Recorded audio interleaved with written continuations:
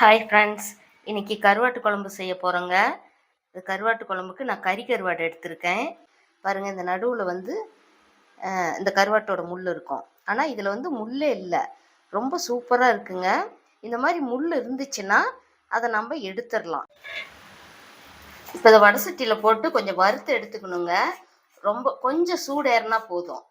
ஏன்னா அதில் மணல் ஏதாவது இருந்தால் இந்த மாதிரி சூடு பண்ணும் பொழுது அந்த மணல்லாம் கொட்டிடுங்க. அவ்வளோதான். சூடு பண்ணிவிட்டு கலந்து விட்டுட்டு நம்ம ஸ்டவ் ஆஃப் பண்ணிடலாம். இப்போ இதை 2-3 டைம் வாஷ் பண்ணி எடுத்துக்கலாங்க. கருவாட்டு நல்லா 2-3 டைம் கழுவி எடுத்தாச்சுங்க. இப்போ ஒரு பாத்திரம் அடுப்பில் வச்சுருக்கிறேன். ஒரு 2 ஸ்பூன் அளவுக்கு எண்ணெய் விட்டுக்கலாம். எண்ணெய் நல்லா காஞ்சிருச்சு. இப்போ இந்த அலசி வச்சுருக்கிற கருவாடு இதில் சேர்த்துக்கலாங்க.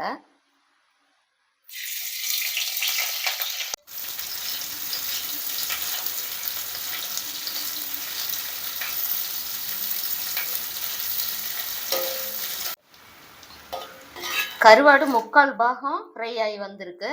இப்போ இதை ஒரு பிளேட்டுக்கு மாற்றிக்கலாம். எண்ணெயிலேயே கொஞ்சம் கடுகு உளுந்து, ஒரு 10 வெந்தயம்.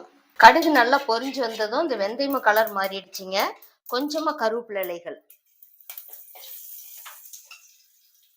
கொஞ்சம் பூண்டு. இதை வந்து கட் பண்ணி வச்சுருக்காரு, 5-6 பூண்டு. அதையும் இதோடு சேர்த்துக்கலாம். ஒரு 5-6 சின்ன வெங்காயம் 2-2 கட் பண்ணி வச்சுருக்கேன். அதை இதோடு சேர்த்து இது கொஞ்ச நேரம் வதக்கி விட்டுக்கலாம். இது கருவாடு இதில் ஃப்ரை பண்ணி எடுக்கிறதுக்கு நான் நல்லெண்ணெய் சேர்த்துருக்கேங்க. இது நல்லெண்ணெயில் செய்யும்போது ரொம்ப நல்லாயிருக்கும். அந்த எண்ணெயிலேயே நான் வெங்காயத்தை வதக்குறேன். இந்த எண்ணெய் பத்தலை அப்படின்னா நம்ம இன்னும் கொஞ்சம் எண்ணெய் ஊற்றி இந்த வெங்காயத்தை வதக்கிக்கலாம். எனக்கு எண்ணெய் இதுவே போதுமானதாக இருக்கிறதுனால இதுலேயே வதக்கிக்கிறேன். இந்த வெங்காயம்லாம் ஒரு பாதி அளவுக்கு வதங்கி வந்ததுமே 1 ஸ்பூன் குழம்பு மிளகாத்தூள், 1 ஸ்பூன் மல்லித்தூள், கொஞ்சமாக ஒரு 1/4 ஸ்பூன் இது வந்து சாம்பார் பொடி, தேவையான அளவு உப்பு, இது எல்லாமே இதில் சேர்த்துக்கலாம். சேர்த்து கலந்து விட்டுடலாம். கலந்து விட்டதுமே நம்ம புளி இதில் சேர்த்துக்கலாம். இல்லைன்னா மிளகாத்தூள் வந்து கரிஞ்சிரும். கலந்து விட்டாச்சு. இப்போ புளியை வடிகட்டி வச்சுருக்கேன். சின்னதாக ஒரு நெல்லிக்காய் அளவுக்கு, அதை விட சின்னதாக கரைச்சி வடிகட்டி வச்சுருக்கேங்க. இப்போ இதோடு சேர்த்துக்கலாம். நம்ம குழம்பு வைக்கிறதுக்கு தகுந்த மாதிரி புளி இது சேர்த்துக்கலாம். புளி கொஞ்சம் நல்லா உரப்பாக இருந்தால் தான் நல்லாயிருக்கும் குழம்பு.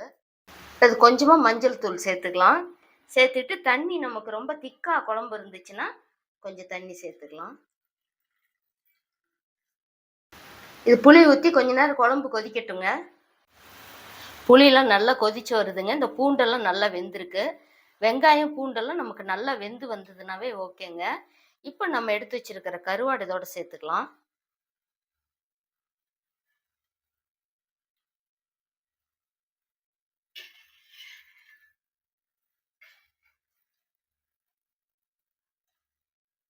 இது வந்து நான் ஒருத்தருக்கு தாங்க செய்கிறேன். இந்த மாதிரி குழம்பு நம்ம அதிகமாக செய்கிற மாதிரி இருந்தால் இன்னும் கொஞ்சம் எல்லாமே புளி, மிளகாத்தூள் இதெல்லாம் அதிகமாக சேர்த்துக்கலாம். வெங்காயம், பூண்டு இது எல்லாமே. இது வந்து கருவாடு கொஞ்சம் அதிகமாக இருக்குது. ஆனால் குழம்பு வந்து கொஞ்சமாக தான் இருக்குது. கிரேவி மாதிரி இது செஞ்சுருக்கேன். ஆனால் இது சுவை வந்து அட்டகாசமாக இருக்குங்க. ஒரு நிமிஷம் இதுலேயே இந்த கருவாடு வந்து குக் ஆகட்டும். ஏன்னா ஏற்கனவே நம்ம 3/4 பாகம் எண்ணெயில் வறுத்து எடுத்துருக்கோம். இந்த குழம்புல கொஞ்சம் நேரம் இருந்துச்சுன்னா ரொம்பவே சுவையாக இருக்குங்க. ஒரு நிமிஷம் இருக்கட்டும். இதை மூடி வைக்கலாங்க. கருவாடை போட்டுட்டு கொஞ்சமாக நான் தண்ணி ஊற்றி கொதிக்க வச்சேங்க. இந்த அளவுக்கு வந்திருக்கு. கருவாடெலாம் நல்லா வெந்து வந்திருக்குங்க. இது வந்து இந்த தெருவே மணக்குங்க, இந்த கருவாட்டோட குழம்பு ஸ்மெல்லு. இது வந்து ஒரு தட்டு சோறு போட்டிங்கனாலும் உடனே காலி ஆகிடும். கருவாடு பிடிக்காதவங்க கூட இந்த மாதிரி செஞ்சு கொடுத்தீங்கன்னா சூப்பராக சாப்பிடுவாங்க. ஃபைனலாக கொஞ்சம் கொத்தமல்லி இலைகள் போட்டுக்கலாங்க. சூப்பராக கறி கருவாடு குழம்பு ரெடி ஆயிடுச்சு. தெருவே மணக்குங்க. இது மாதிரி நீங்களும் ஒரு முறை செஞ்சு பாருங்க. இது வந்து கை கால் வலி, மூட்டு வலி இதுக்கெல்லாம் ரொம்பவே நல்லா கேட்குங்க. இது சாப்பிட்டுட்டு வந்தால் நாளடைவில் அந்த வலி இருந்தால் கூட குறைஞ்சிரும். இதே போலவே நீங்களும் ஒரு முறை ட்ரை பண்ணி பாருங்கள். இந்த வீடியோ பிடிச்சிருந்தா லைக் பண்ணி ஷேர் பண்ணுங்கள், சப்ஸ்கிரைப் பண்ணுங்கள். தேங்க்யூ.